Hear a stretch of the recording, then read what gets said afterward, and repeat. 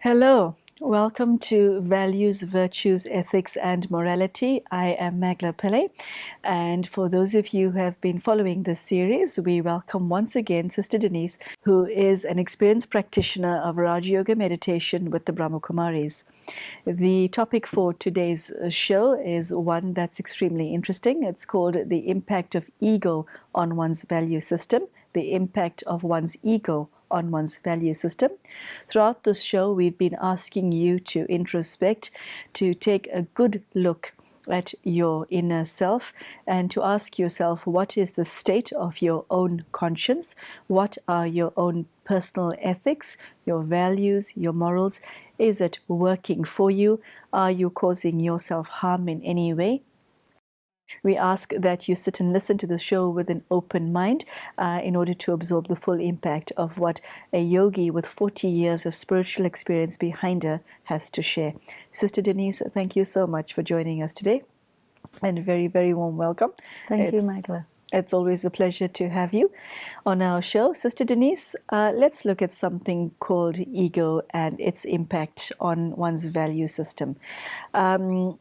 My sense is that one's ego is one's biggest challenge. Am I right? And why is that the case? I think you are right. In the practice of Raj Yoga, as we do it in the Brahma Kumaris, we say that body consciousness, the opposite of soul consciousness, is the same thing as false ego. So it is where a person fuses their sense of identity with a mask that they have created to cover their pain.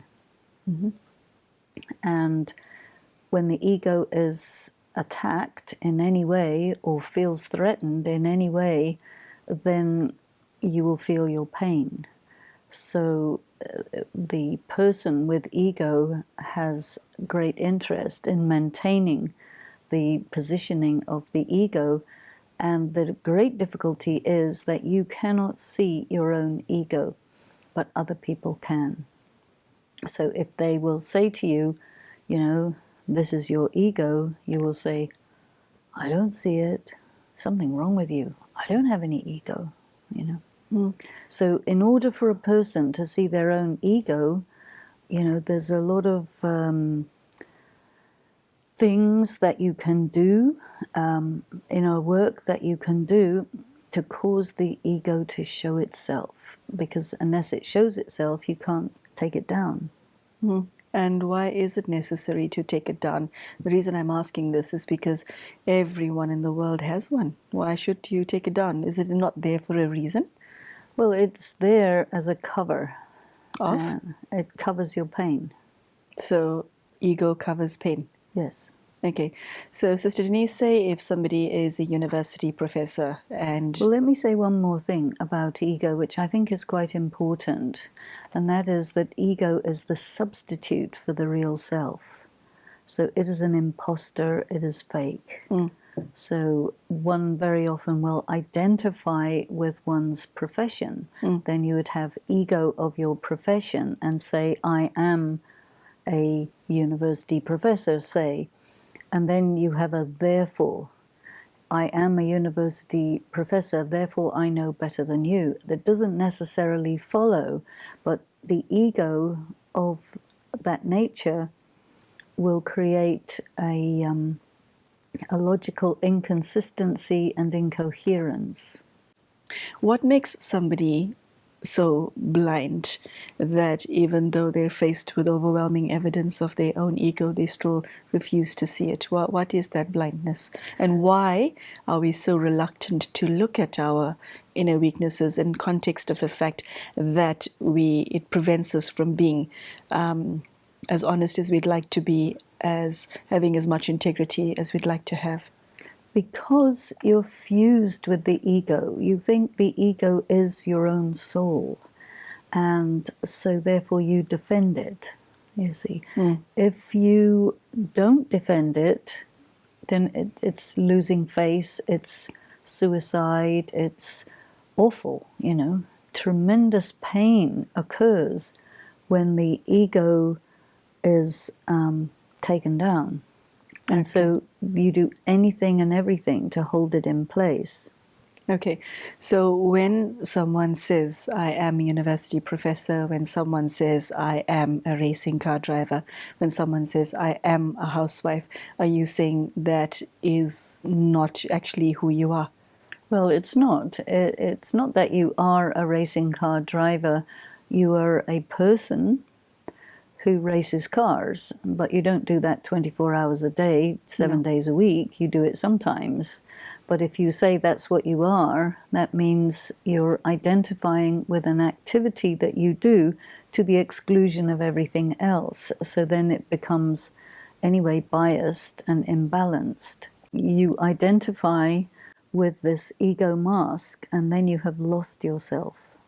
Okay, so reading from that, are you saying that spirituality, one of the purposes of spirituality is to reclaim the real self? Totally. Okay, now take us through that process, because most of us, from the time we wake up in the morning until the time we go to bed, we have more than one mask. Okay, I am a mother, I am a housewife, I am a part-time teacher, I am so-and-so's spouse. Okay, so take us through the process of disidentification. When you learn about yourself as a soul, the way you do it is by saying, first of all, I am not my body. You know, It all starts there. it all starts there. So if I'm not my body, then what am I? You know, and my body is the costume that I put other costumes on to play roles. So I am an actor. And all the things I do are not identifications, they're characters that I play in a drama. But what I actually am is a point of light, a soul, a child of God, you see, which doesn't alter with circumstances, or whether you're dead or alive, it doesn't make any difference. Whether you're at the present time or in some other historical time, it doesn't change your identity. All of these things that we say I am are very temporary, and this is why we say these are roles. And when you stop playing your role, you go home and then you're just a soul. How often do you do this throughout the day to create a distance between the real I and your ego masks? Well, it's a lifetime thing. So you need to spend at least some time every day revising who you are, so that it really becomes very deep. Because what has happened is, for a long, long time, you have thought that you are what you aren't. You have thought that you are your body. You know, a person will say, I have a female body, therefore I am female. But that therefore doesn't follow. I have a female body, therefore I am inclined to think of myself in a more female than a male way, but it doesn't follow that because I have a female body, I'm a female soul, because souls are genderless. And then you have to really think. Okay. I am genderless. So if anybody says to me, you are a woman, therefore, I will say, no, that doesn't follow. I'm a soul. I have a costume, a female costume, and so there are some things that go with that, but myself is genderless. And yourself is also genderless. So, you know, what is the foundation, the base on which we interact is not on the basis of gender. It has to be on the basis of something else. What do we have in common? Well, I'm a soul, you're a soul, we are brothers. So we owe each other love and regard. Like that. Okay. So Denise, when it comes to recognizing the ego and removing the mask, is it just a question of self-talk that re-empowers you? Because you're saying, you speak about a practice of soul consciousness. Okay? You can say to yourself sincerely, I am a soul. And you can be saying it to yourself for 5 years, consistently and sincerely. Then you find yourself in a swimming pool one day in the process of drowning, and you think, oh, I'm going to die.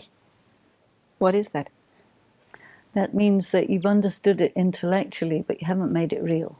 And how do you make soul consciousness real to the extent that you were describing? Well, you get tested. And if you are in a swimming pool and you might drown, observe your reaction to that situation. You see, and if your reaction is, I think it's my time now, I'm going to leave this body, so let me remember God, that's soul conscious. If you are terrified and say, oh, I'm going to die, it means you said it, but you didn't understand it, that I'm a soul. Okay, so practicing soul consciousness does not mean simply saying the words. It has to become an actual experience. Well, you get tested, and the tests will let you know whether you've really understood it, how deeply you've understood it, or is it just a nice idea, you know, that you say one thing, but the reality behind it is something altogether different, you see. It's very easy for a body-conscious soul to say, I am soul-conscious, without being soul-conscious, you see. So this is called self-deception. What is it within an individual that causes him or her to continually sabotage himself? And by that I mean somebody who wants to be sincere but finds themselves, putting on a show to hide their real feelings. Is ego part of that picture as well? Well, ego is a mask that covers your pain. Which means that it also is the anesthetic, so that you don't feel your pain, so therefore you deny that you have any pain.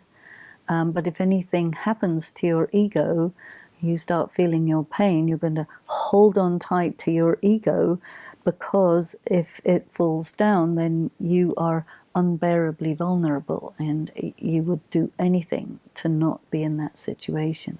There are situations where, someone is horrifically humiliated, they lose face, all of their ego has been torn away from them, and in some cultures, in that situation, people are expected to commit suicide, like in Korea, for example. But from a spiritual point of view, if something like that happens, and you can flex with it and go into your soul consciousness, that is a gigantic victory, which leaves you with a lot of personal power and a deep understanding that really I am not this mask. This is just a mask. So you disconnect from it, use it when you want, drop it when you want. What is the impact of having practiced soul consciousness, that your ego mask becomes, well, from what you just described, smaller? What is the impact of that on your personal set of values? When you're fused with your ego, your logic is incorrect, which means your conscience isn't working properly, which means that you will justify wrong actions as right. You will deny, you will pretend, all of these things. So it really compromises your values. When you have disconnected from your mask and you know, okay, I'm an actor, I'm performing this role, and when a test comes that your performance is kind of torn away, what's behind that is a person with self-respect, so it's not a problem. Because you've worked through your pain, you've worked through all of your weakness, and you are a powerful soul. So whether the mask is on or off is no problem for you. It's when the soul is weak and using the mask as a substitute for the self because you can't bear the self, that's when it's a problem. Does God have an ego? There's an expression, pure ego and impure ego. Shud ahankar, ashud ahankar. In Hindi, these words are there. So it is said that self-respect, what we call self-respect or honoring yourself, who you really are, that is your pure ego. What in psychiatry is called having a strong ego. And that is a really good thing. And because the word ego is used differently by different people in different contexts, it has multiple meanings. And so I very often will say, the problematical ego is the false ego, where you're identifying with something that you're not. You're thinking that you are this. It will deceive you. It will fail you. And this is why so much self-sabotage takes place. Okay. God. God knows who he, she is, and is not bothered when people say bad things about God, because it doesn't make any difference to God, but it makes a lot of difference to the person, because then if a person is defaming God or whatever, then they are clocking up negative karma. God is stable. God exists in a state of bliss. God is always aware, I am God, and I'm your father, teacher, guru, friend, mother, provider, and you are my children, and I love you, but you don't have too much clarity about things, so I need to come as your teacher and teach you so that we can have a relationship based on something more substantial and real, which is based in spirituality rather than all of this materialism that has taken over everybody's thinking, you see, which has really separated people from God, separated people from their sustenance and their source, and eventually caused extreme human suffering. Okay.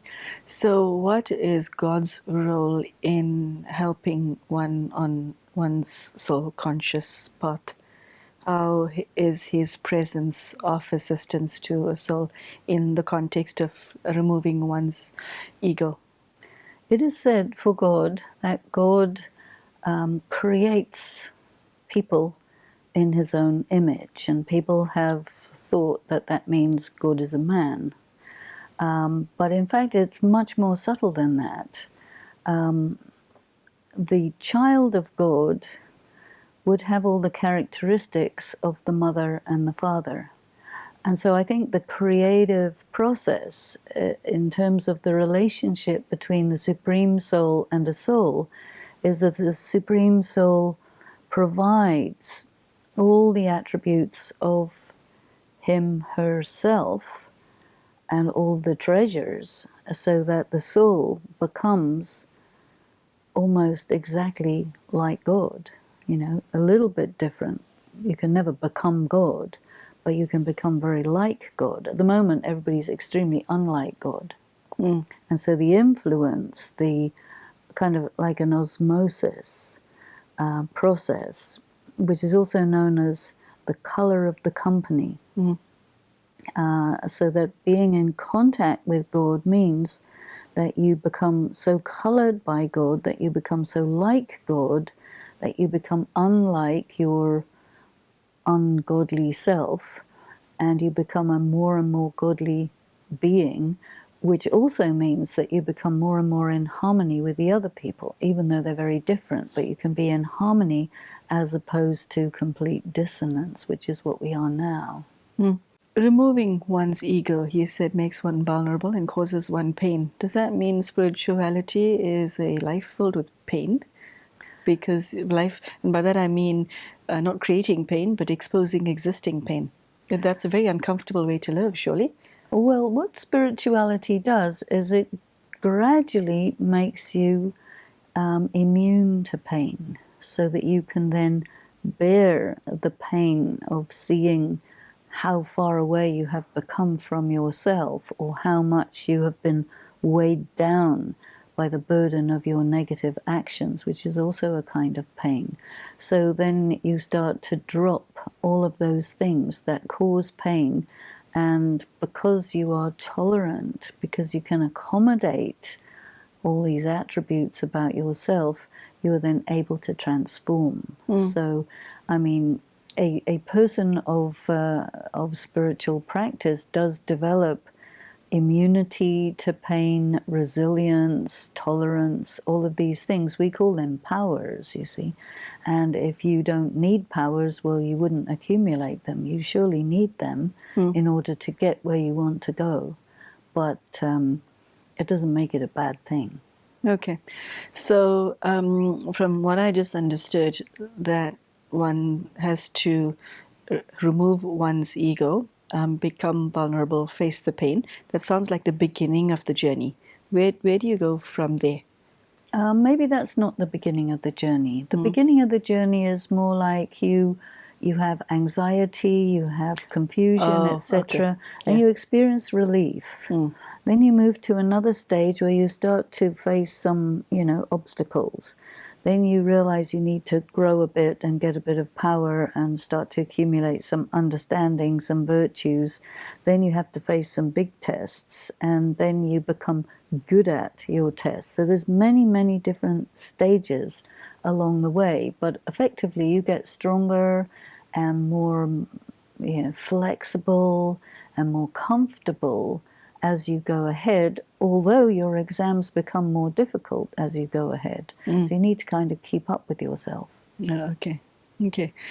Yeah. Sister Denise, then what is then your end destination if that is your journey? You said the image that comes to mind when you speak of removing ego is removing a plaster very quickly, either slowly or quickly. And then one empowers oneself. And where are you going with all of this? Well, I think your ego is a lot more substantial than just a plaster. It can be very solid, really solid, and you may have to take it down brick by brick.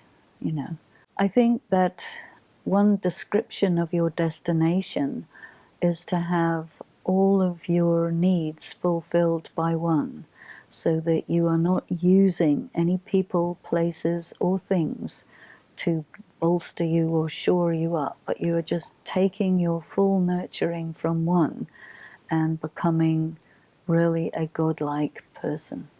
All your needs fulfilled by one. That sounds very beautiful. How is it doable when, on a human level, where you might be married, you have children, there's a daily interaction with them, you take love from them, they take love from you, you create more children, that's more love going and coming. How then, what do you do with all your earthly relationships if you're taking from one? Well, I think there's a big difference. No. You don't get rid of them? No, okay. no. All is well, people. Stay tuned. Yes? You really make a difference between love and attachment. And what is the difference between the two? Love is a mutually beneficial giving of your qualities. And attachment is where you leech on to someone. I told you earlier this word glom on. Yes. And you start sucking them. That's not love, but very often people call it love. That's attachment, which is a vice. Love is when you are sharing of yourself. And, there's a give and take, but that your ultimate source of nurture is the Supreme Being. And you're not going to use or abuse any of the people who are your intimate relatives and close connections. You're not going to use them to sustain yourself, because then you are draining them of their energy, and that would not be spiritually correct. Okay, so somebody who's spiritually enlightened knows how to use their energy properly. Say a bit more about that, because draining somebody of your energy it's not something that we normally think about, because we just, I have a friend, I go visit, we enjoy each other's company, you come back home. But you see, it's not that you go to suck their blood. and come home. Maybe the other person thinks I'm sucking their blood. How do I know, Sister Denise, whether I'm a vampire or not? How do I know? I think if somebody I'm being vampired on. If Count Dracula comes to mind. Yes.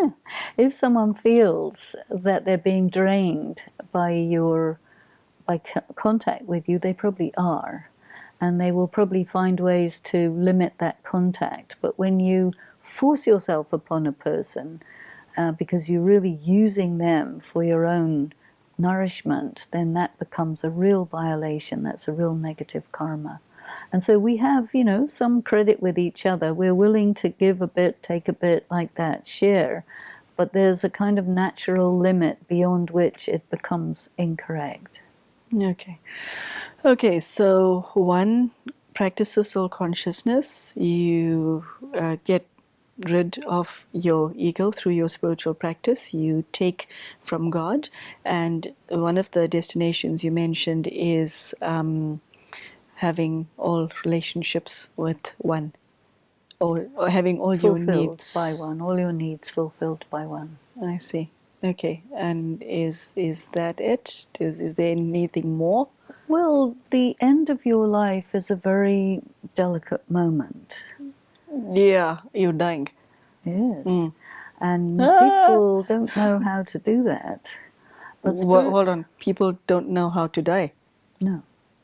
Do you? Well, we study that. How to die? Yes. Oh, okay. I can't wait to hear this one. It is said, someone who knows how to die, they know how to live. Oh, Sister Denise, I've yet to meet somebody who knows how to die.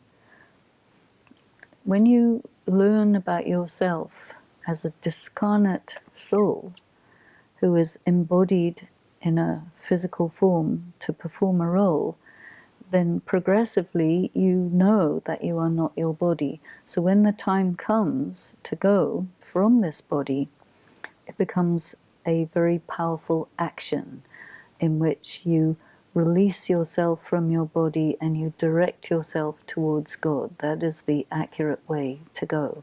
But many people, if you don't practice it, if you don't prepare for it, then when the moment comes, you don't know what you're doing.